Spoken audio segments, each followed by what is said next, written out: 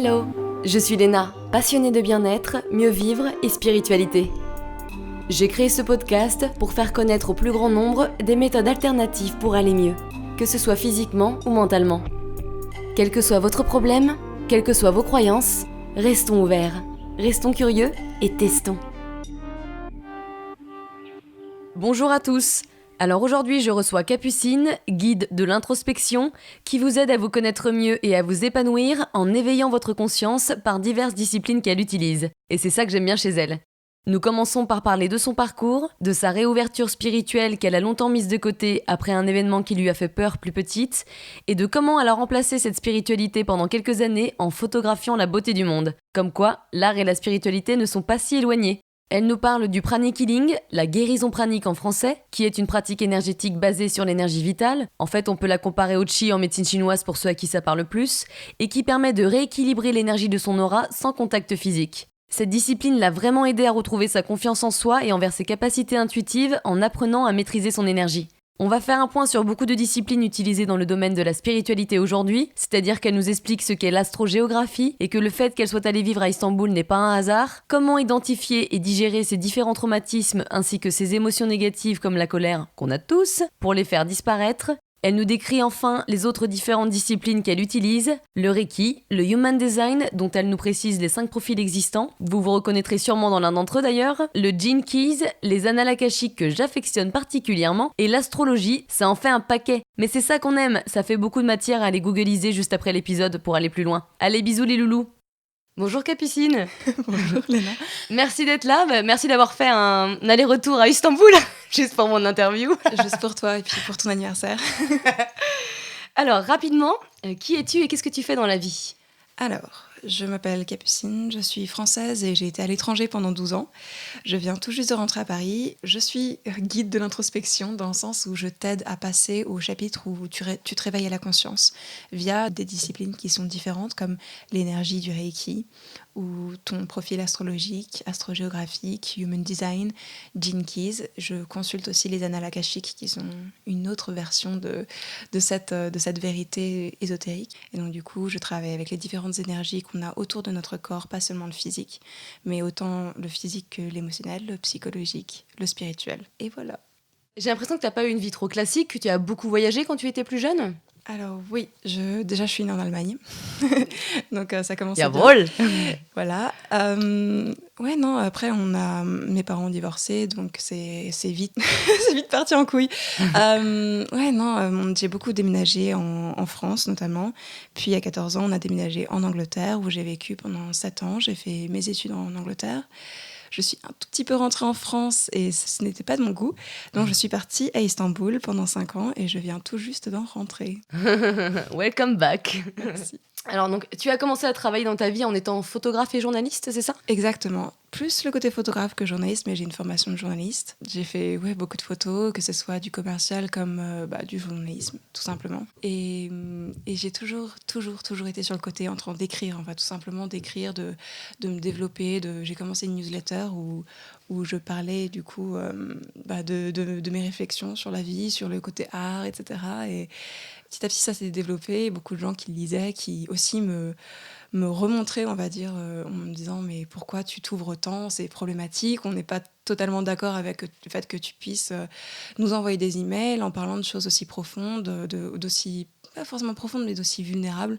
On n'a pas envie de voir la vulnérabilité. » Et c'est là que j'ai commencé à être en feu et à vouloir démontrer par tous les pouvoirs que la vulnérabilité, c'est la chose la plus profonde, la plus forte du monde. Voilà. Et petit à petit, je suis partie dans ce chemin, dans ces différentes vagues et dans cet océan qui avait envie de tout casser sur son chemin. Et puis voilà, je me suis du coup retrouvée. Ça m'a fait des challenges envers moi-même. Et parce que, je suis là. Comment tu es venue à t'intéresser à la spiritualité ? Est-ce que c'était quelque chose que tu vivais déjà petite ou pas du tout ? J'ai toujours été connectée au fait qu'il y avait un trop-plein d'amour en moi et que je recevais aussi de la part du monde. Pas forcément le monde des humains, mais le monde en général, cette planète. Je recevais beaucoup d'amour constamment qui se voyait à travers la religion ou différentes choses, jusqu'à ce que j'ai un événement qui m'a fait un petit peu peur dans le monde, on va dire, surnaturel, et qui m'a totalement déconnectée de cet amour que je ne pouvais pas forcément recevoir, mais qui aussi avait un aspect qui m'a effrayée. Donc du coup, je me suis totalement déconnectée et j'ai transformé cette vision des choses pour quelque chose de plus artistique.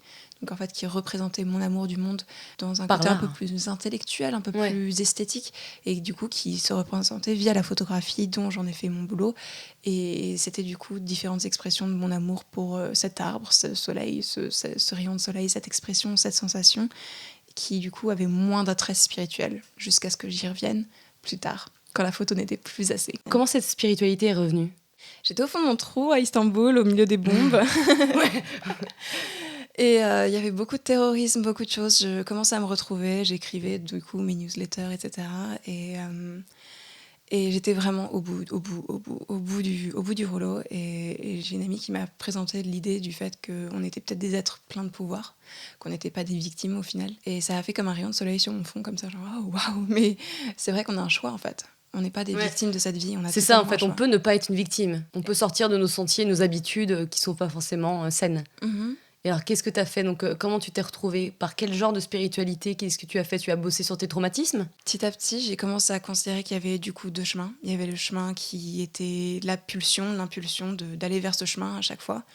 Et puis il y avait le chemin où je me pose 2 minutes et puis je réfléchis à où je vais avant de rentrer directement dans ma pulsion. Ouais, l'impulsion qui peut être, on va dire, des habitudes qui sont pas forcément bien pour toi, quoi, c'est ça? Exactement. Le côté confortable et facile, le chemin qu'on a l'habitude de prendre, j'imagine. Qui n'était pas du tout confortable et facile Ouais. au final, mais qui était, on va dire, sans trop y réfléchir. Et au final, je me suis beaucoup, du coup, redirigée vers les énergies, vers le soin pranique, le pranic healing. Comment on dit ça en français? C'est comme du Reiki, mais c'est la version indienne, effectivement. Prana? Ouais, prana. Ils appellent ça pranic healing en anglais. Et ça, donc, tu as commencé par le prana? J'ai commencé par me dire qu'effectivement, quand je suis toute seule, il y a des gens qui me parlent. Il y a des rayons de soleil qui me parlent, il y a des chats, il y a des plantes, il y a des moments que je ressens dans mon corps et qui me disent quelque chose. Et je me suis dit que c'était peut-être pas moi toute seule, mais c'était ça la spiritualité au final. Et j'ai commencé du coup à faire des exercices avec du coup le pranic healing, où du coup je ressentais mes mains, je ressentais les pulsions, les électricités, je ressentais tout, je voyais tout devant mes yeux en fait. Tu testais en fait, par exemple, le contact, même pas le contact, mais être dessus, je sais pas, d'un chat ou d'un arbre et tu essayes de sentir l'énergie? Et avec moi-même aussi, avec juste mes deux mains, où dans un moment, j'analysais chaque émotion. C'est-à-dire qu'au fur et à mesure de ma journée, je me disais, qu'est-ce que je ressens? À quoi ça ressemble? Où est-ce que c'est? Ah, c'est là, ok, qu'est-ce que ça veut dire à ce moment-là? Ou quand cette personne en qui j'ai pas confiance me regarde de loin, je ressens quelque chose dans ce doigt-là. Qu'est-ce que ça veut dire ce doigt-là? Est-ce que ça veut dire c'est la menace? Ouais. Je suis constamment dans le doute de moi-même. Est-ce que j'ai raison ou est-ce que je suis paranoïaque? Je ne sais pas. J'ai eu une enfance difficile, j'ai été beaucoup poussée à bout en fait, donc j'ai pas forcément eu confiance en moi depuis ma naissance. Donc petit à petit, j'ai recommencé à écouter ce qui se passait autour de moi, en moi, avec mes pensées et avec mes émotions, et à me rassurer dans le sens où ce que je ressens, c'est vrai. Ouais. C'est la vérité. Donc pendant, imaginons, peut-être 10 ans, tu étais complètement fermée à la spiritualité, donc tu as vécu ta vie d'adolescente. Et à partir du moment où tu t'es dit, effectivement, il y a deux chemins à suivre, tu as commencé à retester ton énergie qui était là, mais qui était juste coupée et mise en sourdine. Au final, tu as toujours eu ce don quelque part. Cette sensibilité qui est déjà là, parce que par exemple, moi, je me forme en ce moment en Reiki, mais cette sensibilité, je l'avais pas avant, en fait. Tu vois, alors que toi, j'ai l'impression que tu l'avais déjà depuis le début. Cette sensibilité, c'est de l'amour pour le monde. Et j'ai toujours représenté cet amour via la photographie. C'est-à-dire qu'il y avait un moment, une vague, un soleil, un arbre. C'était ça, c'était mon amour pour la vie. Donc la spiritualité n'était pas partie, mais le rituel, la cérémonie avec moi-même, etc., est revenu via l'énergie, via comprendre l'astrologie, via toutes les recherches que j'ai fait dans la suite. Ouais. T'as vécu à Istanbul pendant au moins 5 ans. Pourquoi cette ville? Est-ce que c'est à ce moment-là qu'on parle d'astrogéographie? Est-ce que c'était un hasard que tu sois allée à Istanbul? Alors, je suis rentrée en France, ça ne se passait pas bien. Ouais. J'ai voulu absolument partir à l'étranger à nouveau. Et comme j'avais déjà été en Angleterre, j'avais pas forcément envie de rentrer en Angleterre. Donc, j'en ai parlé autour de moi et j'ai un ami qui m'a dit, j'ai une amie qui a un magazine, tu peux être photographe là-bas, c'est à Istanbul. Destin, voilà. Destin. Il n'y a pas de hasard. Exactement. Et ce qui est amusant, c'est que du coup, quelques années plus tard, j'ai découvert l'astrogéographie, qui est du coup votre thème astral de l'Atlas, en fait, de la map monde, où en fait différentes énergies s'opèrent dans différentes locations. C'est basé sur votre date de naissance, sur votre heure de naissance, sur votre location de naissance, sur votre lieu de naissance. Et quand j'ai vérifié la Turquie, pour moi, c'était the north node of the moon. Donc, c'est le point nord, qui est un angle qui n'existe pas forcément physiquement, mais qui est une calculation mathématique en astrologie, qui se trouve du coup par rapport à la Lune, par rapport à l'angle que la Lune avait de rotation pendant ces 18 mois où je suis née. Et du coup, ça représente la destinée, ça représente notre attrait dans la vie, l'énergie qui nous attire. Et c'est exactement là où je me suis retrouvée et là où je me suis développée. Donc, c'est intéressant d'avoir eu ces 5 ans de me retrouver tout en étant à l'étranger et en même temps préparer un futur qui me plaît. Ouais, avec une vie beaucoup plus spirituelle et un équilibre beaucoup plus important. Et donc, du coup, oui, l'astrogéographie, si je comprends bien, il y a des lieux où, disons que tu pourrais révéler tes plus gros talents ou ton plus grand bonheur, finalement. Ça peut être l'Australie ou ça peut être ailleurs, où finalement, il y aurait toutes les énergies qui font que la vie se passerait peut-être mieux, je serais plus épanouie, c'est ça, globalement ? Exactement. Ouais, il va falloir que je bouge, parce que Paris, je suis pas sûre. On pourra vérifier ensemble. Alors, tu vas partir, obligatoire, faut que tu ailles à Los Angeles. Ok, bon. Ou les îles Caïmans. Voilà, exactement. Une petite question comme ça, qu'est-ce qui t'a aidé le plus pour guérir tes traumatismes ? Est-ce que c'est les affronter, je sais pas, par l'écrit, par du journaling, par... Regarder les choses en face, tout simplement. Donc, ça se passe par l'écrit, ça se passe par le ressenti. Tout simplement, vraiment mettre la main sur le cœur, le ressentir, creuser. Ne pas avoir peur de creuser. L'émotion que tu ressens. Voilà, recreuser l'événement, creuser ce que ça voulait dire pour toi, même si on t'a dénié le fait que ça voulait dire cela pour toi et qu'on t'a dit mais non, c'est comme ça que ça se passe. Ressentir vraiment comment toi tu l'as ressenti, s'endormir avec ce sentiment, le ressentir, le pleurer, l'écrire, en parler aux autres, en parler sur son podcast. Mais ouais, c'est vrai, ouais. Le ressentir quoi. Ouais, moi je dis, c'est mon langage, je me dis sors ta chiasse, mais c'est exactement ça quelque part. Et c'est vrai que quand tu te poses, moi ça m'arrive souvent, par exemple en ce moment je travaille sur la colère parce que j'avais pas encore bossé là-dessus et j'ai pas mal de colère, je m'en aperçois. Tu vois, par exemple hier soir j'ai rêvé, j'ai fait 2 cauchemars où j'insultais des gens, j'étais hyper énervée. Et je me suis dit ça c'est de la colère qui est somatisée dans mon corps. Et donc tout à l'heure je me suis installée sur mon divan et pareil je mets ma main sur mon cœur et sur mon plexus solaire et puis j'analyse un petit peu qu'est-ce qui fait que j'ai encore plein de colère en moi. Donc certains événements où je me suis pas sentie comprise, aimée, etc. Effectivement je ressens ces douleurs-là et elles finissent un peu par partir. Je trouve que c'est un bon exercice. C'est vrai qu'on peut faire aussi du psy, etc. Mais de temps en temps, quand t'es tout seul, c'est vachement bien au final. Tu fais quelque chose de plus instinctif, quoi. Pour moi, la colère, c'est exactement quelque chose qui se passe dans les dents. C'est-à-dire que t'as avalé quelque chose, tu l'as pris dans ton corps, tu l'as pas encore avalé, et ça reste là. Et du coup, tu peux jamais passer à autre chose parce qu'il est là. Ouais. Et les gens qui ont des problèmes avec les dents, en général, c'est ça. Les gencives, tout ça, c'est la colère qui reste. Qui rumine. Et du coup, qui est très proche de ta tête. Du coup, donc ça se passe tout le temps là. Tu vois, le subconscient, c'est aussi là. Donc c'est quelque chose qui revient dans tes rêves, etc. Jusqu'à ce que, en fait, tu l'acceptes, tu l'avales. Ouais. Tu l'acceptes et puis ensuite tu le digères. Ouais. Et ensuite, ça devient quelque chose d'autre qui part de toi. Mais il faut le ressentir pour pouvoir en fait juste l'avaler, le laisser venir dans ton cœur. Et la colère, c'est de la tristesse au final. Donc, il faut ressentir la tristesse dans son cœur et ensuite, ça se digère, ça part, quoi. Mais beaucoup de gens le laissent et puis c'est tout. Ils passent à autre chose, quoi. Et malheureusement, ça reste en nous. Et donc, on n'est pas au courant. Et ça ressort quelques années après. Exactement. On va parler un petit peu plus de ton travail, puisque tu as quand même une manière de travailler qui est très personnelle, puisque tu mélanges plusieurs disciplines. Alors, dis-nous en plus, comment ça se passe une session avec toi ? Qu'est-ce que tu mélanges comme discipline ? Alors, je mélange le Human Design, qui est une science ésotérique qui est basée sur l'astrologie et sur le I Ching et sur beaucoup d'autres choses qui se regroupent. Le I Ching, c'est un jeu divinatoire chinois qui a du coup différents hexagrammes. Donc il y a 64 différents hexagrammes. Et dans ces hexagrammes, tu as 6 lignes. Donc c'est-à-dire que les hexagrammes, 6 lignes. Et du coup, tu as 64 énergies qui ont du coup 6 déclinaisons et qui se regroupent par rapport à ta date de naissance et qui veulent expliquer comment ton énergie marche. Donc avec des connaissances de la Kabbalah, de l'astrologie, le I Ching, ils ont regroupé tout quelque chose qui veut dire que des fois, tu marches comme ça. Ton énergie, en fait, au final, tu es un corps énergétique qui marche d'une certaine façon. Il y a des schémas qui se répètent. Ça, c'est le Human Design. Ça, c'est le Human Design. D'accord, je savais pas. Je pensais que le Human Design, c'était une discipline à part entière, mais que ça utilisait pas la Kabbale ou... C'est des cartes, d'ailleurs, là, le I Ching. Le I Ching, c'est des cartes ? Je pense que c'est plus comme des mahjong, tu sais, comme des dominos, en fait. Ah, d'accord. Ouais, Okay. Parce qu'en fait, c'est devenu un jeu après. Donc, c'est-à-dire que ésotériquement, c'est très, très, très, très ancien. C'est-à-dire que c'était un jeu qui a été transformé en mode divinatoire de se faire notre divination entre nous, quoi. D'accord. Comme le jeu de tarot, au final, c'est un jeu de cartes qui est devenu... intéressant.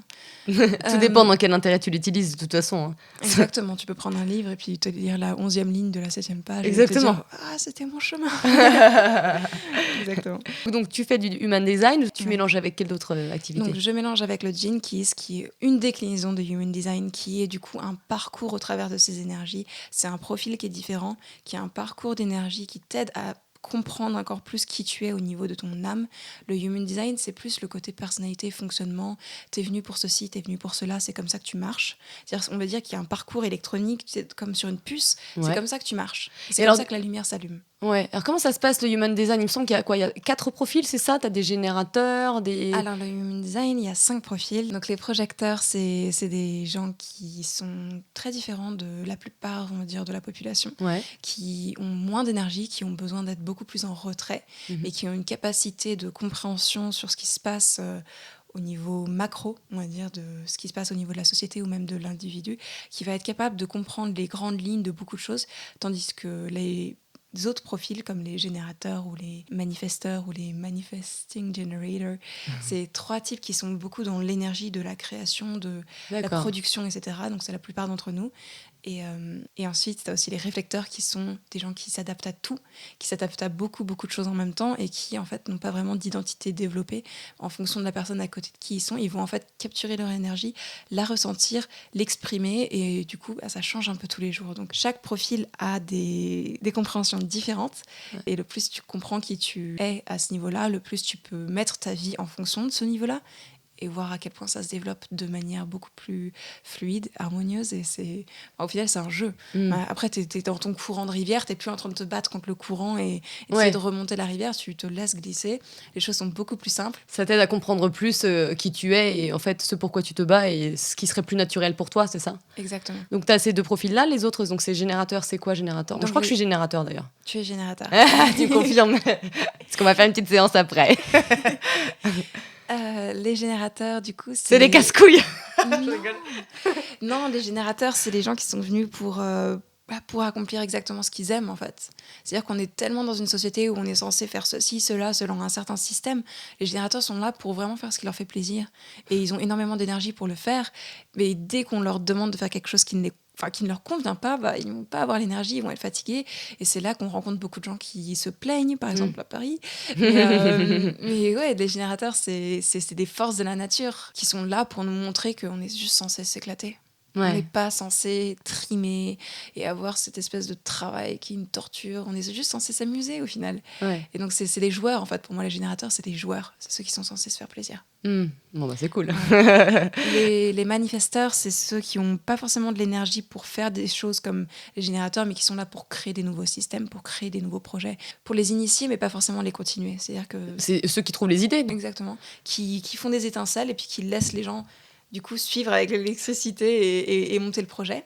Et ensuite, de ces 2 profils, tu as les Manifesting Generators qui sont là pour faire beaucoup de choses en même temps, d'initier beaucoup de choses, qui vont choisir ce qu'ils vont accomplir, ce qu'ils vont générer, ce qu'ils vont créer, et qui vont changer d'avis assez souvent, qui sont très remplis d'énergie et qui bougent beaucoup au final, et qui sont pas forcément là non plus pour faire tout le gros travail, en fait, qui sont aussi des générateurs dans le sens ils sont censés s'amuser, s'éclater et être partout à la fois. Et ça, c'est mon profil, et c'est pour ça que du coup, je fais beaucoup de choses à la fois et que ça me plaît. D'avoir une séance où on va faire de l'astrologie, de l'astrogéographie, Gene Keys, Human Design, les annales akashiques, et puis même moi, en fait, juste qui je suis, en fait. Maintenant, quand on se voit, on voit en fonction de ce que je crois, c'est-à-dire on va chercher dans ton subconscient ce qui se passe, on va retrouver les énergies, on va te laisser le ressentir, et ensuite, on va passer au niveau supérieur. Donc c'est pour ça que moi, quand je m'étais attelée à seulement l'astrologie, je me faisais pas plaisir. Il n'y avait pas assez de choses. Voilà. Et quand je faisais même des sessions où c'était que ceci ou cela, j'avais l'impression que j'empêchais les gens de grandir aussi, parce qu'au final, tu vois qu'un aspect alors que tout se connecte. Moi, je comprends les connexions. Donc, et c'est ça que tu vois, j'ai un peu peur avec l'astrologie et le human design, c'est que ça nous met un peu dans des cases et j'ai peur que ça nous bloque un petit peu, parce que des fois peut-être qu'on est générateur, mais qu'en fin de compte il y a peut-être un des aspects qui fait qu'on ne l'est pas. Tu vois, ça me rappelle la médecine ayurvédique, tu sais, il y a 3 doshas, on est soit l'un soit l'autre, et en fait en réalité on a un mélange de tout, on a des pourcentages et ça change au cours de la vie. Tu vois ce que je veux dire? Donc ça me rappelle ça, et je trouve ça bien que tu mélanges différentes disciplines, parce que ça te permet toi d'ouvrir toutes ces portes, en fait, de montrer sous un aspect plus complet qui la personne est et comment elle peut évoluer, plutôt que d'avoir qu'une seule discipline, quoi. et le retour à être humain au final. Ouais. T'es pas ta charte astrologique. C'est ça, ouais. Ça, c'est une représentation de ton chemin. Mais tu es beaucoup plus que ça. En fait, t'es un être humain et puis on est là, on va t'aider à ressentir ce qui s'est passé, à comprendre ce qui s'est passé et pas forcément à être dans le côté ceci, cela. Et puis c'est ça ton futur, ton destin. Et puis oui, tu vois, c'est ça qui me déplaît un petit peu plus. Mais je trouve ça bien que tu mélanges parce que les annales akashiques, on va en parler, mais ça, je suis hyper intéressée.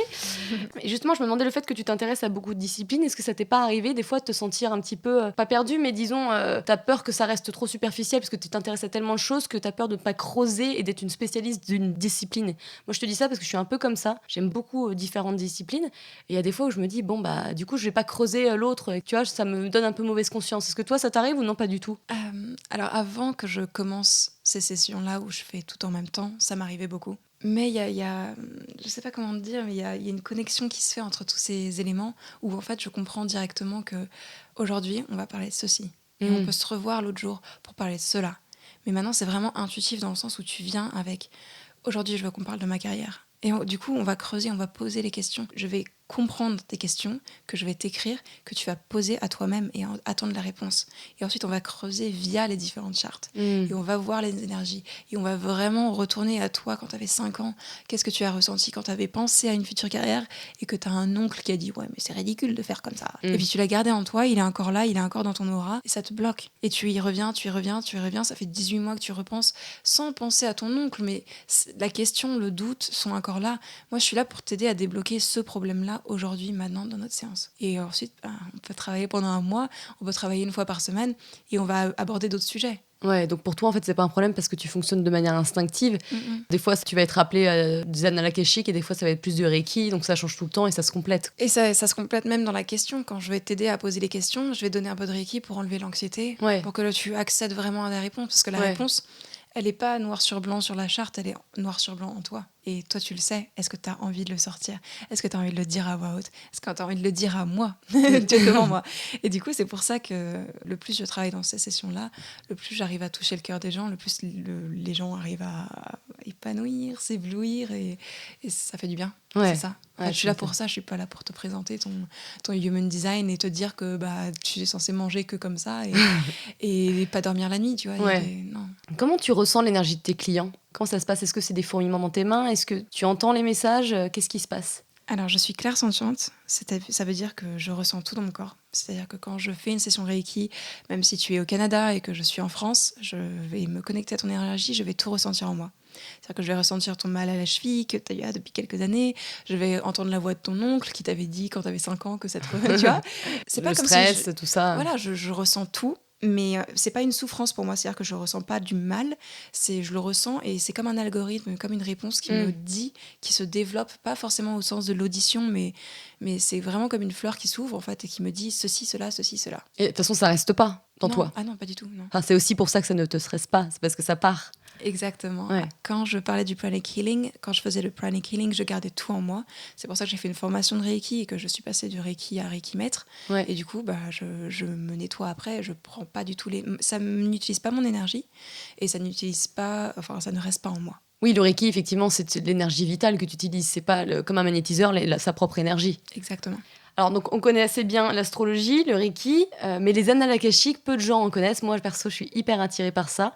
J'ai déjà essayé plusieurs fois, j'ai lu des bouquins là-dessus. Peux-tu nous dire ce que c'est? Parce que c'est quand même la base, finalement, mais peu de gens le connaissent en France. Ok, donc... Il y a une dimension qui s'appelle la dimension d'Akasha. Il était une fois, mais pourtant une fois, il y a très longtemps. Exactement.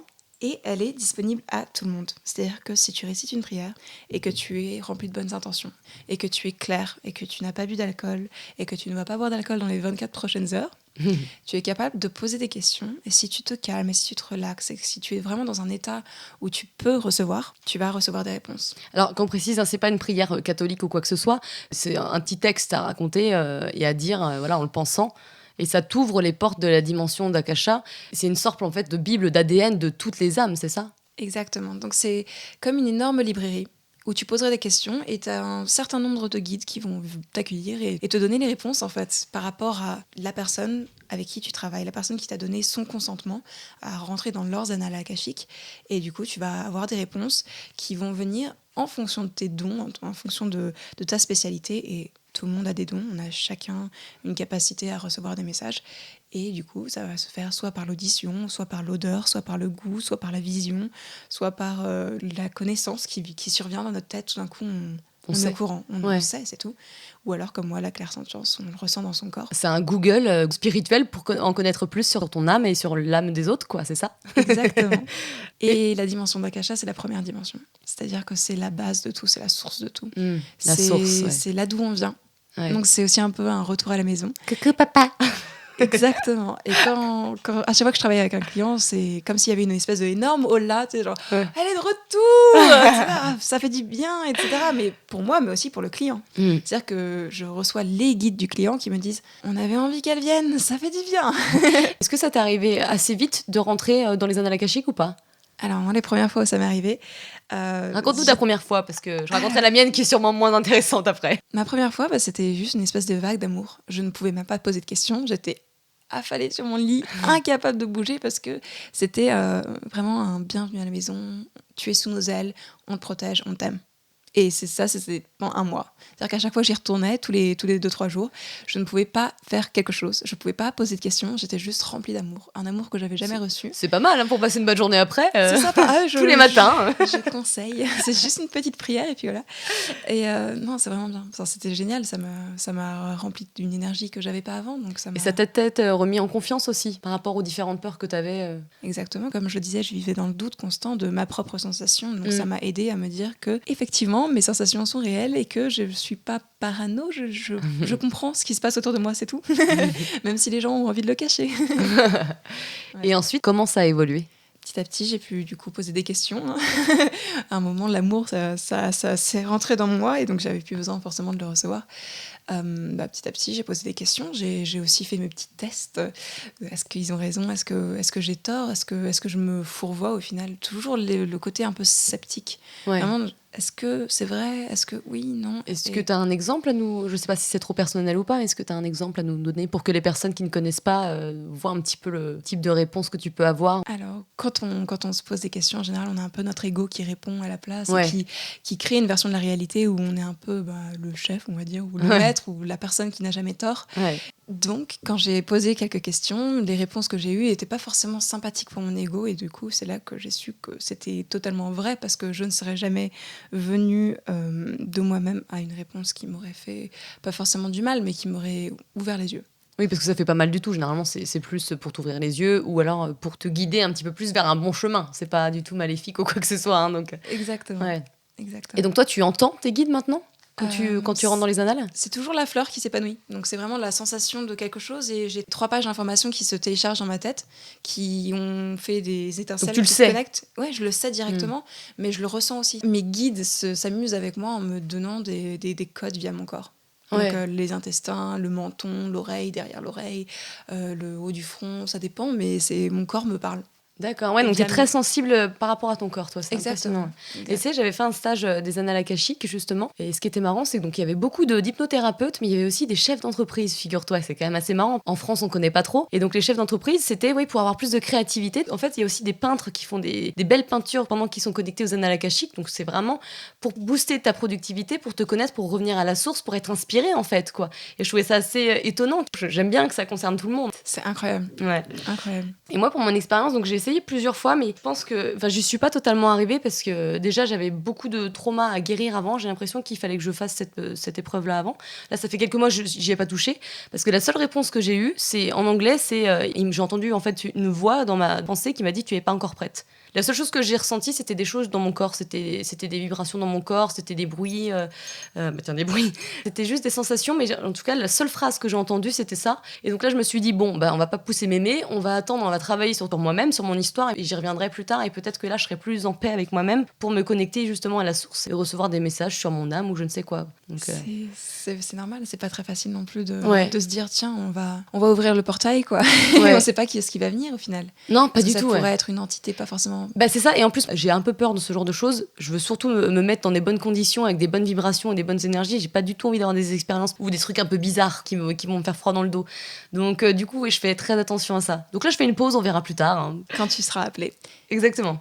Un truc dont je n'ai pas du tout entendu parler, c'est le Gene Keys. Donc Gene, plus loin K-E-Y-S. Qu'est-ce que c'est ? Gene Keys, c'est du coup la petite sœur de Human Design, qui a été du coup développée et déclinée par Richard Rudd, qui étudiait le Human Design et qui a vu le futur du Human Design, qui est la chose la plus fabuleuse. J'adore cette science, c'est parce qu'il y a un véritable parcours. Avec le Human Design, on comprend ce qui se passe, on comprend comment on est censé marcher, mais c'est un petit peu direct et cassant. Encore une fois, ça te met dans une case et t'as tel profil et t'es comme ça, quoi, c'est ça ? Pas forcément comme ça, mais c'est plus dans le présent, t'es comme ça, t'es né pour être comme ça. Alors que Gene Keys, c'est vraiment, il y a une évolution à chaque énergie, c'est-à-dire que chaque énergie a sa déclinaison en 6 fois à nouveau, mais il y a une évolution, c'est-à-dire qu'il y a une période où t'es dans l'ombre, il y a une période où tu commences à te développer, à comprendre cette énergie et à du coup t'envelopper de cette énergie, à la comprendre en toi et à être un humain conscient. Et après, t'as l'humain surconscient, c'est-à-dire à quoi ça ressemble, cette énergie, quand on devient, j'ai pas envie de dire un ange, mais quand on devient ton âme incarnée sur Terre. Ce que tu dois faire et ce pourquoi tu es venu ici. Pas forcément ce que tu dois faire, mais tu es appelé à devenir ta meilleure version de toi-même. Quand tu te Celle qui a le cœur ouvert, qui sert les autres, qui aide les autres, qui aussi se fait énormément plaisir. Et du coup, le Gene Keys, il y a un véritable parcours qui t'aide à comprendre tes énergies, mais qui t'aide aussi à faire le travail pour te rendre compte que tu es quelqu'un d'humain. On n'est pas forcément bien ou pas bien. On est juste des êtres humains en chemin vers quelque chose. Et c'est ça que j'adore chez le Gene Keys, c'est qu'il y a des véritables développements qui vont au-delà même de la société qu'on est en train de vivre en ce moment, c'est-à-dire la société où on parle avec la télépathie, où on parle avec les animaux, où on échange de l'amour avec les gens parce qu'on est juste amoureux de la nature, amoureux de ce monde, amoureux de cet oxygène, amoureux de tout. Et il a écrit du coup un livre où il y a un chapitre par Gene Keys qui t'aide à comprendre vraiment là où tu pourrais en être si tu n'étais pas forcément sain d'esprit et de cœur parce que tu as été traumatisé dans ta vie passée ou dans ton passé plutôt proche.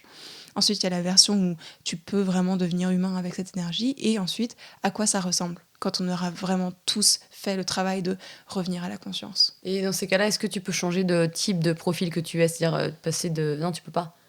Alors, tu as un profil qui est basé sur ta date de naissance, comme le Human Design, comme l'astrologie. Et chaque énergie a du coup ces 3 niveaux.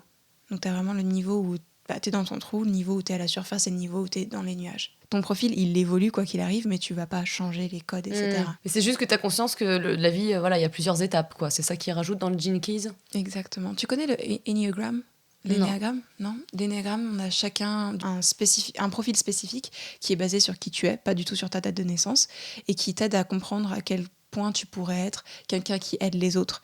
Et quand tu aides les autres, quand tu es tourné vers les autres, comment ça pourrait s'exprimer quand tu te sens vraiment pas bien ? Quand t'as pas dormi depuis 6 mois. T'aides les autres, mais en même temps, tu leur fais se rendre coupables par rapport au fait que tu les as aidés. Du coup, ils doivent... Tu vois, il y a différents niveaux de santé mentale, on va dire.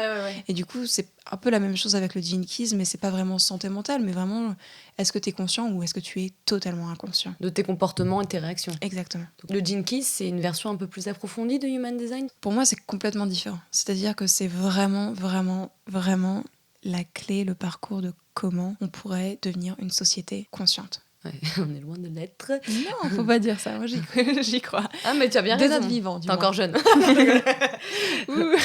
Pour résumer, pourquoi on vient te voir ? Qu'est-ce qu'on peut attendre d'une session avec toi ? Je suis Scorpion, donc je suis vraiment pour la fin d'un chapitre, enfin le début d'une nouvelle aventure.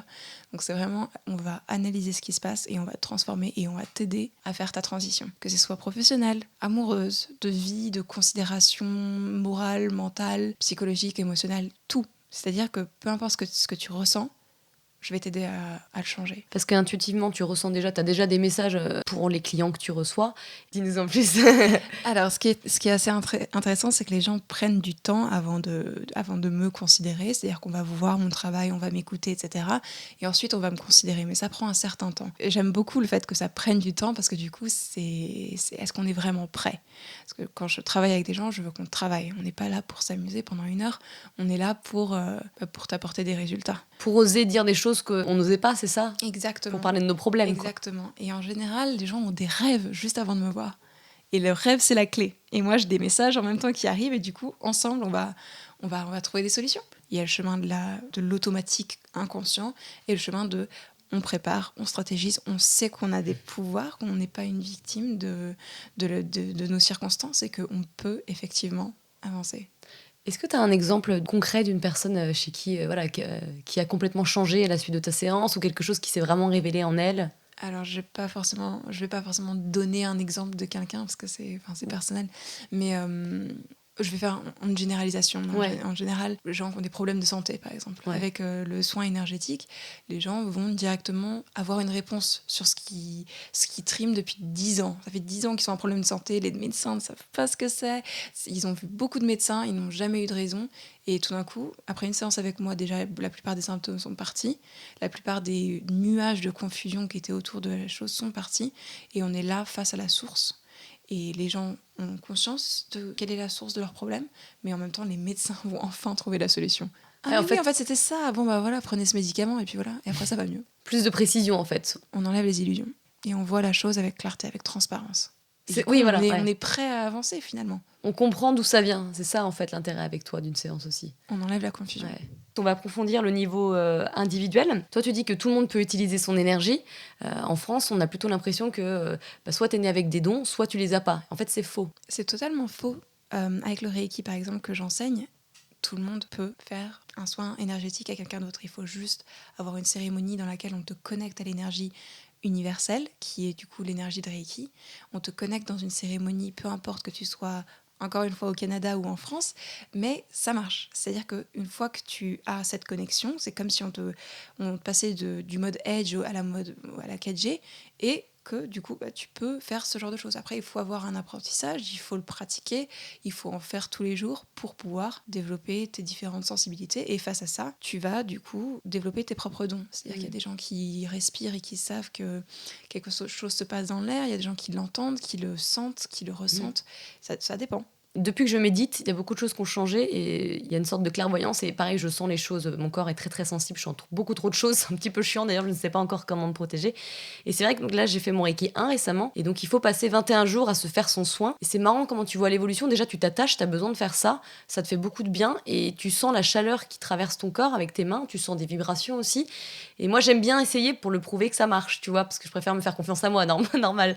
Et c'est intéressant, hein, le Reiki. C'est fascinant. Et depuis que je l'enseigne, parce que du coup, je suis maître Reiki et j'ai commencé à l'enseigner en septembre, j'ai différents étudiants qui, du coup, ont aussi leurs propres expériences. Donc, il y a des gens qui ont commencé à avoir des couleurs autour des gens, autour des objets, etc. Il y a des gens qui...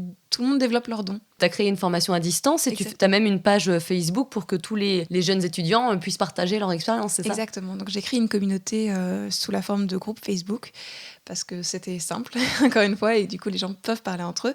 Et chaque jour, je fais une vidéo où je parle de différentes leçons. Donc, on a fait du Reiki 1 au Reiki maître. Et là, je continue du coup à parler de différentes expériences, différentes réflexions. Et les gens viennent me voir plus personnellement que dans le groupe, mais viennent me voir pour me raconter leurs expériences, où ils commencent à l'offrir aux autres, où ils se sentent très très proches de certains animaux. Il y a des animaux qui viennent vers eux. Tout le monde a leurs propres expériences, mais tout le monde a des dons. Tout le monde est capable de le faire. On n'est pas né avec. Il y a des gens qui sont nés ou ils étaient peut-être dans une famille où c'était encouragé, du coup ils le savent, mais tout le monde l'a en soi. Mais tu vois, c'est marrant parce que moi, quand j'ai eu mon initiation au Reiki, quelques jours après, je me suis pas vraiment réveillée, mais disons, ma conscience s'est réveillée et j'étais en une sorte de téléchargement de symboles qui ressemblaient soit à de l'astrologie, soit du Reiki. En fait, j'ai pas su, ça allait à une vitesse. C'est comme si, en fait, c'était mon troisième œil qui voyait plein de petits symboles qui venaient vers moi, quoi. C'est marrant, je sais pas si c'est une coïncidence, mais j'étais vraiment consciente. C'était pas ou alors c'était un rêve lucide, je peux pas savoir. Mais voilà, tu vois, c'est une petite anecdote. Tu les as notés?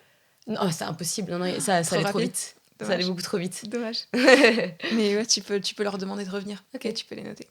Toutes nos émotions, elles influencent notre corps physique, mais pas que, il y a aussi des énergies extérieures. Comment on peut faire pour s'en protéger? Alors, justement, pour moi, c'est vraiment faire une douche énergétique. C'est tout simplement savoir qu'on peut, tous les matins ou tous les soirs, dire à voix haute, 1, je ne vais pas être influencée par la communauté que je vais croiser au restaurant aujourd'hui. 2, vraiment se préparer, se faire un soin, se retrouver.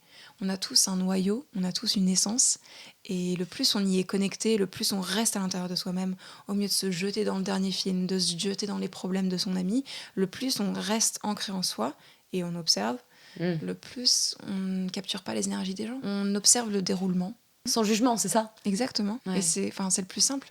quand tu restes dans ton noyau, vraiment ton noyau c'est ton cœur, le plus tu écoutes ton intuition, tu l'écoutes et tu le laisses rentrer dans ton cœur, et le plus tu observes ce qui se passe autour de toi, tout en sachant que c'est pas personnel. Ce que la personne est en train de te dire par rapport à ton apparence ou je ne sais quoi, par rapport à ton expérience de vie, c'est pas personnel, c'est vraiment une réflexion de ce que les gens sont en train de penser par rapport à ce que ça anime chez eux. C'est tout. Donc c'est rester objectif quelque part. Rester neutre, ouais. Objectif, c'est ça. Est-ce que tu imagines aussi, par exemple, des douches de lumière? Moi, je sais que souvent, je visualise, que je suis très dans la visualisation. Et donc, j'imagine la lumière blanche ou violette qui traverse tout mon corps et qui me protège comme un bouclier pour pas qu'on m'emmerde. Tu vois, ça fait ça. Parfait. Non, ça va, ça dépend des gens. Tu vois, il y a un sigle que j'utilise beaucoup en Reiki qui est le sigle de l'anxiété. Et ça s'appelle le souffle violet. Et donc, par exemple, c'est vraiment un souffle que tu envoies vers la personne et qui se transforme en cette. Pour moi, c'est vraiment des nuages très épais violets qui entourent comme ça. Et moi, ça me fait me sentir parfaitement bien, tu vois. Et si toi, c'est le ressenti, tu vois. S'il y a des gens, ils le font à l'audition, ils peuvent se mettre à chanter, tu vois. Ça dépend des gens. Il y a vraiment, ça dépend de comment tu le sens pour toi. Il faut apprendre à se faire confiance. C'est ça. Hein. Il n'y a pas de clé, en fait. C'est ça, la clé. Et à écouter l'intuition. Écouter l'intuition, c'est ça. Qui vient par l'oreille gauche, les enfants.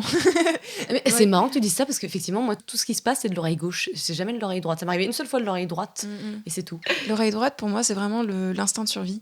Donc, c'est pas de l'intuition, c'est de la peur. Ouais. Donc, c'est par exemple quand t'es dans le métro tard, etc., que tu reçois un truc et tout. C'est pas l'intuition, c'est de l'instinct. C'est vraiment genre, oh, survie, on est dans le mal. Et après, tu choisis d'écouter ou pas. L'intuition, c'est là. C'est vraiment l'oreille gauche. Ouais. On va finir par un jeu de questions-réponses. L'idée, c'est de répondre rapidement à une petite série de questions. Si tu étais sur une île déserte avec un livre, lequel serait-il ? Le Seigneur des Anneaux. C'est vrai ? Ah, c'est bien, ça change. Hein, c'est une petite fiction sympathique. Oui, petite. Petite, ouais, énorme, t'en as pour des heures, mais... Il y a beaucoup de codes et il y a beaucoup de choses dans le Seigneur des Anneaux qui sont encore à creuser, etc. Donc je pense que j'aurais pas souvent fini. Donc si je suis toute seule sur une île, voilà. Comment peut-on augmenter rapidement nos vibrations ? Le chant, la danse, faire quelque chose qui vraiment te fait plaisir mais qui est dans ton corps. Donc le plus tu danses ou tu chantes ou quelque chose comme ça, c'est incroyable, mais c'est en 2 minutes c'est fait. Tu danses ? Ah oui, je danse, je chante, mais comme une conne quoi. Mais voilà. Et ça marche, c'est incroyable. Ouais, ça te détend et hop. Ouais. Et l'utilisation de la voix, je le dis maintenant parce que c'est un podcast, mais la voix c'est incroyable parce qu'en fait ce qui se passe dans notre tête, ce sont des pensées qui ne font pas partie du monde réel. À partir du moment où c'est transformé en cordes vocales, en son, c'est quelque chose de matériel, c'est quelque chose qui est du coup palpable par ce micro, par vos oreilles et par les oreilles du monde. Donc vraiment transformer ce qui se passe dans notre tête en voix, en quelque chose qu'on n'est pas obligé de se plaindre auprès de quelqu'un, mais de juste dire à voix haute « j'aimerais que ça change ». C'est fou, mais ça crée une vibration qui va du coup commencer à faire le changement. Comme l'écriture aussi, qui concrétise ce que tu penses ou ce que tu ressens. Ouais. Exactement. Une habitude à prendre. S'écouter tout simplement. Oui, ce qui me faisait penser justement quand tu parlais d'intuition, le problème aujourd'hui, c'est que peu de gens savent écouter leur intuition parce qu'ils ne savent pas faire du silence. En fait, ils ne savent pas rester silencieux et observer, comme tu disais, rester neutre. Comme au début de ce podcast, savoir qu'il y a 2 chemins, se poser avant de continuer à marcher et regarder, oui, effectivement, il y a un chemin qui a l'air beaucoup plus sympa sur la droite. Vraiment prendre le temps de s'écouter, de se poser et se dire, non mais en fait là je suis totalement en désaccord. Là je suis pas du tout confortable dans cette situation avec mes amis en ce moment. Je suis d'ailleurs jamais confortable avec eux depuis 2 ans. Qu'est-ce que je fais là encore ? Une habitude à supprimer. Se faire du mal. Et on sait tous très bien qu'on se fait du mal, qu'on est toujours en train de laisser passer les autres au-dessus de nous ou laisser passer les choses au-dessus de nous. Quand on commence à souffrir, vraiment arrêter totalement le processus et arrêter de se faire plaisir dans la souffrance. Il y a beaucoup de gens qui adorent souffrir parce que ça leur donne de l'attention. Parce que quand ils vont se plaindre, etc., du coup, il y a beaucoup de gens qui vont les écouter. Arrêtez. Tout simplement arrêter de se nourrir de l'attention des autres et du coup souffrir comme ça. Qu'est-ce que tu peux conseiller aux gens qui veulent développer leur capacité intuitive ? Ah non mais c'est ça, prendre son temps, c'est totalement couper le téléphone, couper la vidéo, couper le podcast même, mais vraiment se retrouver dans le silence et entendre le silence autour de soi, se connecter à ses oreilles qui sont du coup en train de ressentir rien du tout en ce moment. Il n'y a aucun son.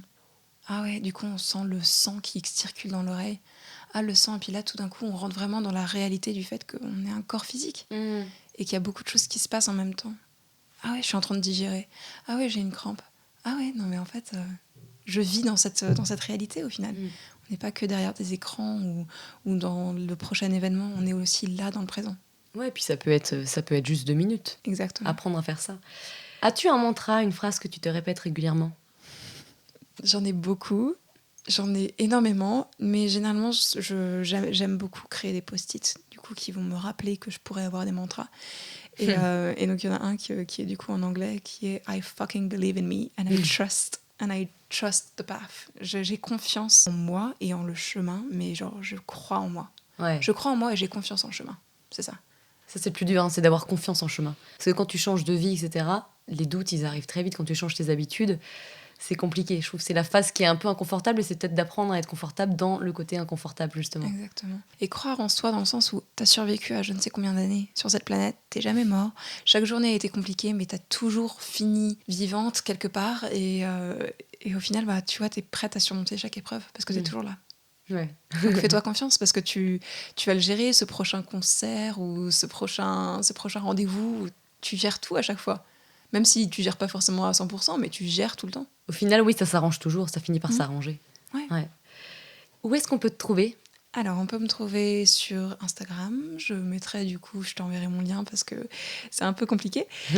Et j'ai mon site internet qui est principalement en anglais, mais j'ai une page française aussi qui s'appelle capucinef.com. C'est facile. Voilà. Et je vous conseille d'écouter mon podcast. Il y a des épisodes en français et en anglais qui s'appellent Eyes Closed, les yeux fermés. Parce que quand on s'écoute soi-même, la vie coule avec tellement de facilité qu'on peut le faire les yeux fermés. C'est mignon. Sur ces belles phrases de sagesse, merci beaucoup, Capucine. Merci beaucoup, Léna.